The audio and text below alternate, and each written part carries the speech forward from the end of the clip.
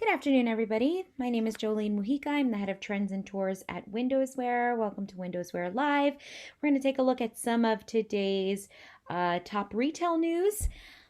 So let's get started with the Museum Salvatore Ferragamo in Florence, which has presented a brand new exhibition. It is the Silk exhibition. And while the name Ferragamo is, of course, synonymous with the creation of women's shoes up until about 1950, Salvatore Ferragamo, the brand's founder, wanted to expand their catalog to include all forms of clothing to dress women from head to toe. However, it wasn't until the 1970s that this dream was really fully realized with the help of his daughter, Fulvia Ferragamo, who launched continuous production of silk accessories for both men and women. And with this new exhibition at the Museo Ferragamo in Florence, the fashion house really traces its origins of silk back to ancient China, the Silk Road, and its historic relationship with this sort of very timeless fabric. And while Fulvia Ferragamo was a student at the Poggio Imperiale School for Girls, she stayed in the fabled Chinese apartment. Its rooms, which were decorated with watercolors, depicted life in ancient China, silk making, and rice cultivation, which started her fascination with silk and later came to really greatly influence her in her designs. Now, she was a cultured woman, however, and soon drew inspiration from other sources such as ancient books, exotic flora and fauna, which are the most recurring themes in Ferragamo's range of silk ties and scarves, respectively. Now, through the vibrant exhibition Silk, it takes viewers through Fulvia Ferragamo's mind as they take a look at the fascinating subjects which really inspired the elegant silk prints that came to define the Ferragamo name. In addition, there is part of the exhibition that features an installation from Chinese artists. Let's take a look at further investigate that. Artists Sun Yan and Peng Yu, entitled "Were Creatures Born Celestial?" exploring the origins of silk and the historically significant Silk Road where East and West collided and gave birth to this new world of ideological and cultural exchanges and fusions. Now, this exhibition has been curated by Judith Clark and Stefania Ricci. Silk drew from Salvatore Ferragamo's vast archives to tell the story of the most luxurious materials and the part that it played in this brand's rich and distinguished heritage. The exhibition will run from March 25th. It opened last month, and it will run through mid-April of next year, so April 18th of 2022. And it will feature virtual exhibitions in Italian and English for its global audience. All the information for the Silk exhibit can be found on Ferragamo's website. Really beautiful exhibition, and it's nice to see exhibitions coming back. All right, let's move on over to see what's going on at La Rinascente. So over at La Rinascente, just when the term sort of sustainability became very familiar in most executives and CEOs' lexicons for the retail industry, right? Rinascente's CEO, Peruglio Cucini, found it out of date. Not that he doesn't embrace this concept, but he and the Italian department store drifted away from the very now popular buzzword in conceiving their company's latest advertising campaign, which results in an illustrated manifesto mirroring the shift the retailer has made from defining itself as a house of brands to a house of values. According to him, we had all of our vision and history very clear in our minds, but we never really narrated it. We started from the word sustainability, knowing that we didn't want to use it because it's been an abused term, and personally, we consider it a word belonging to the last decade. Today, the concept has been enriched with so many new values that this term alone doesn't fully express enough.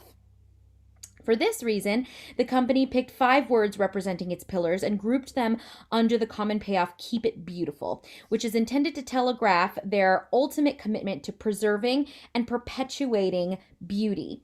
Each flanked by colored illustrations designed by German artist Lisa Teigmeyer, the terms appearing in the ads are respect, creativity, research, emotion, and diversity. Respect plays a pivotal role for the CEO of La Rinascente, who referenced it not only in the company's approach to consumers, 1,500 employees and 3,600 brands showcased in the 9 units across Italy, but especially in the Italian territory. In fact, what sets Rinascente apart from its competitors is its location of its units, which are all integrated into the city centers of different cities, therefore playing a really key role in these urban areas, not only commercially, but also culturally and socially. And in addition to retracting the company's importance or retracing the company's importance for employees and its roles as an ambassador for made in Italy products, they particularly highlight how the stores are not housed in new constructions, but rather historic buildings that the retailer has revamped. It's very easy when you talk about sustainable materials, right? LED lighting systems and such used in designing stores. And these are pretty much prerequisites nowadays, but the biggest impact is on urban city centers. The store noted that the retailer's social role is very different in cities now and has definitely been amplified by COVID-19, right? They don't only want to benefit from this sort of positioning, but proactively contribute to the urban social tissue of a given Italian city. Case in point, the current renovations works are aimed largely at the sidewalks where their locations stand.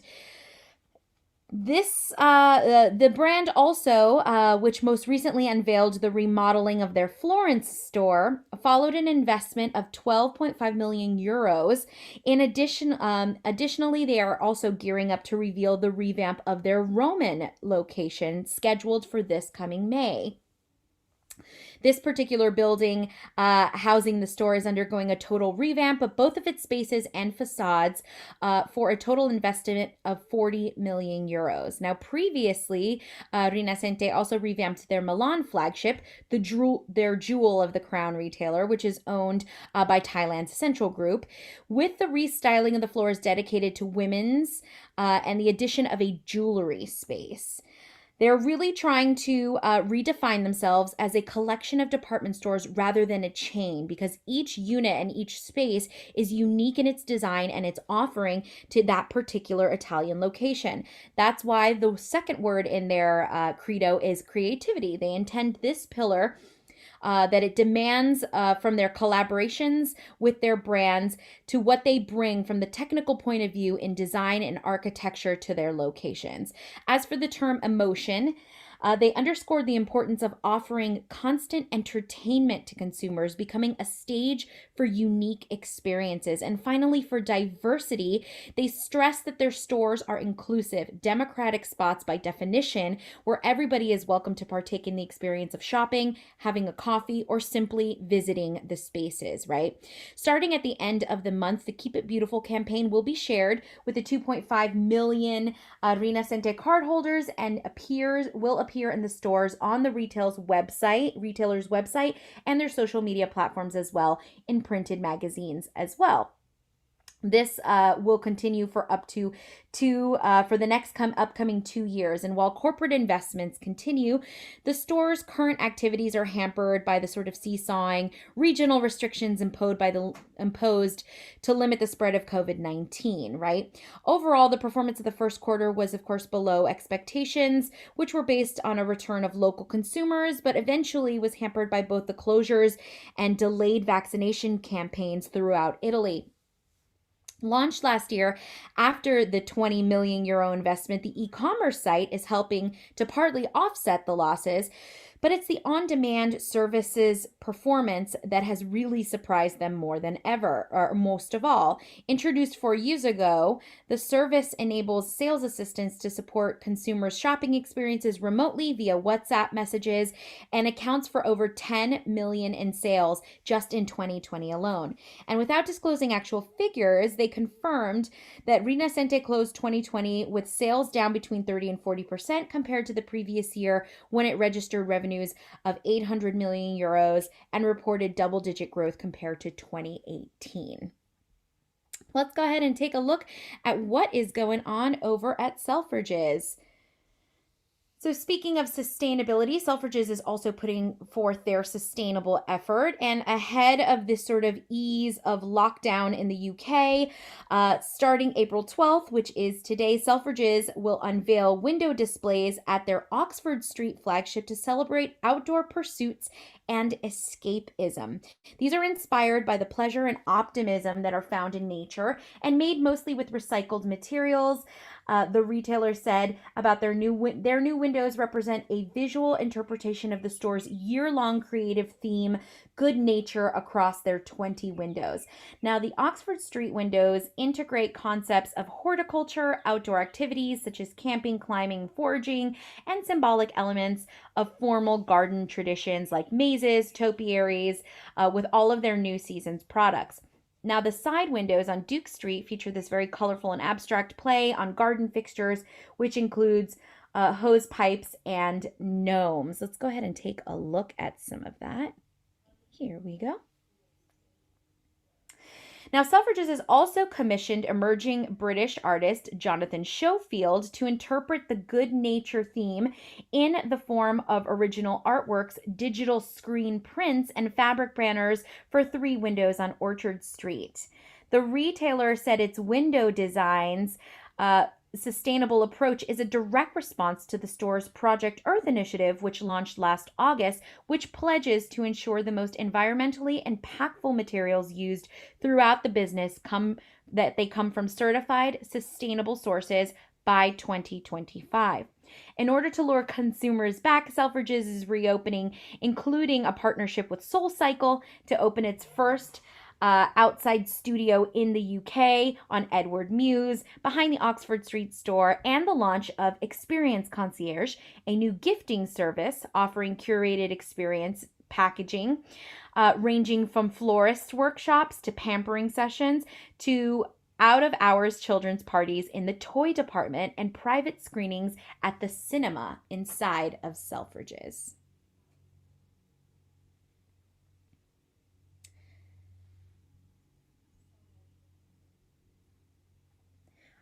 And here we have all those beautiful visuals for all of those windows.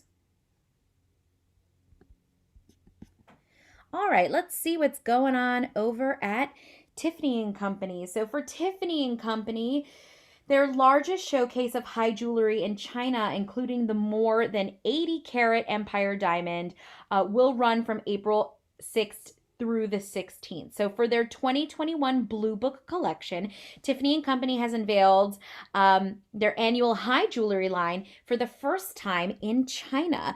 Now, the brand took up a large former wharf space along the North Bund to display more than 500 of their items, spanning pieces from their high jewelry collections.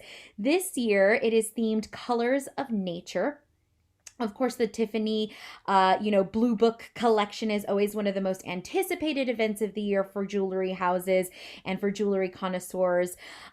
This year's theme, Colors of Nature, alongside creations by Jean Schumanberger, who creates many of the signatures that the house is known for, and more, that 80 carat Empire diamond. Now, this is touted as the brand's most expensive item to ever go on sale, the latter an oval shaped, decolored, and internally flawless necklace. Let's go ahead and take a look at this amazing piece. There it is. It is expected to fetch in the high 8-figure range, and it is named after Tiffany's New York City roots. It is set in a design inspired by the 1939's World Fair necklace. In total, more than 35 species of gemstones will be showcased in the Shanghai display, which include Tiffany's legacy gemstones. The collection is laid out across 5 rooms and grouped by themes in nature, earth, land, sea, and sky. Nature has long inspired our high jewelry collections, and this year is certainly no exception.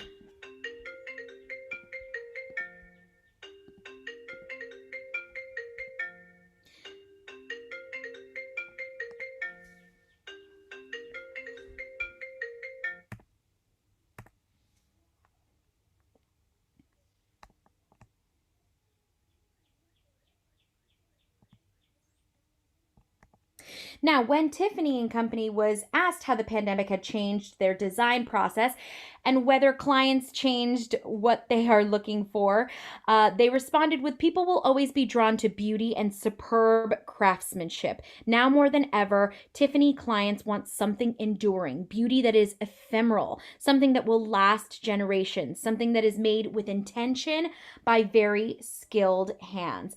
Now, the last large exhibit the brand held in China was in the fall of 2019 when it put on the Vision and Curiosity exhibition, which was a display of a tenth of the Tiffany archives to boost and drive awareness in the Chinese market. So this is their return to China, quite triumphantly for Tiffany and Company.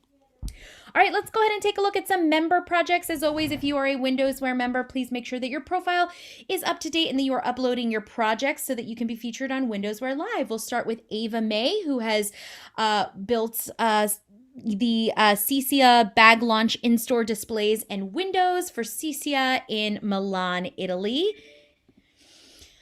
Up next, over at Arsenal, New York, they have worked with Showfields in New York City. They were over the moon to collaborate with Showfields to feature a shop-in-shop experience for Moonlight Roller. From black sparkle printed floors to reflective foil stars and custom acrylic mirrors and logos, the motorized rotating turntables display shine and feature some of Moonlight Roller's hottest skates. And no, disco is not dead. Get your jam, rock your glitter. As the saying goes, moonlight shines on everyone. So great job for Arsenal, New York. And finally, for Stage One has created a Lunar New Year 2021 Ox and Peaches installation for David Jones in Sydney, Australia. Ox and Peach Creative they've created these really beautiful window displays, so congratulations to them. And we will end with a feature for our Windowsware students. If you are a student and a member of Windowsware, our internship or mentorship program is still going strong. So you can win a 2021 internship at Coach, Kate Spade, or Michael Kors. Both Coach and Kate Spade are interested in the Store of the Future Windowsware mentorship program is in partnership with Coach and Kate Spade and provides eligible students with an opportunity to create and submit a 360-degree creative project considering the evolution of a store experience and imagining the store of the future.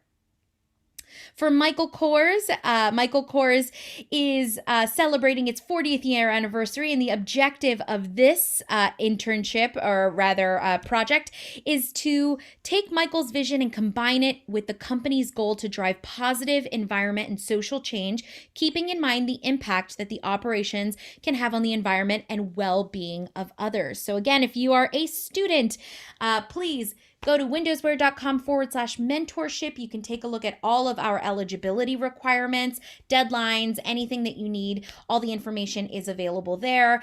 That does it for Windowsware Live. Please enjoy the rest of your day, and we will see you next week.